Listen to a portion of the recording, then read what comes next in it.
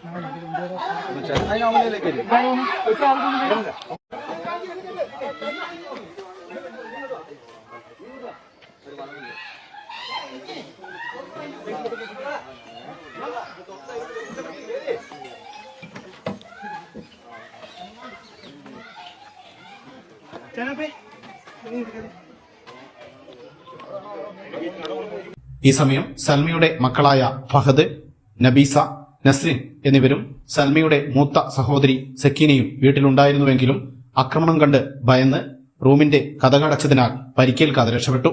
എന്നാൽ ഇതിനിടയിൽ ആക്രമണം ചെറുക്കുന്നതിനിടയിൽ മകൻ ഫഹദിന്റെ കൈക്ക് പരിക്കേൽക്കുകയും ചെയ്തു. ഫഹദിനെ പേരാവൂരിലുള്ള സ്വകാര്യ ആശുപത്രിയിൽ പ്രവേശിപ്പിച്ചു. നിലവിളി കേട്ട് ഓടിച്ചെന്ന നാട്ടുകാരാണ് വെട്ടേറ്റ് രക്തത്തിൽ കുളിച്ചു കിടക്കുന്ന നിലയിൽ ഇവരെ കണ്ടത്. ഉടൻ തന്നെ പോലീസിൽ വിവരമറിയിക്കുകയായിരുന്നു. പോലീസ് എത്തി ആക്രമണത്തിനിടയിൽ പരിക്കുപറ്റിയ പ്രതി ഷാഹുലിനെ കണ്ണൂർ ഗവൺമെന്റ് മെഡിക്കൽ കോളേജ് ആശുപത്രിയിലേക്ക് മാറ്റി. സംഭവസ്ഥലം ഇരിട്ടി ASP യോഗേഷ് മന്തയ്യ ഉൾപ്പെടെയുള്ള പോലീസ് സംഘം പരിശോധിച്ചു. സംഭവം അറിഞ്ഞ് നിരവധി നാട്ടുകാരാണ് വീട്ടിലെത്തിയത്. വീട്ടിലുള്ള മറ്റ് അംഗങ്ങൾ പള്ളിയിൽ പോയ സമയത്തായിരുന്നു ആക്രമണം.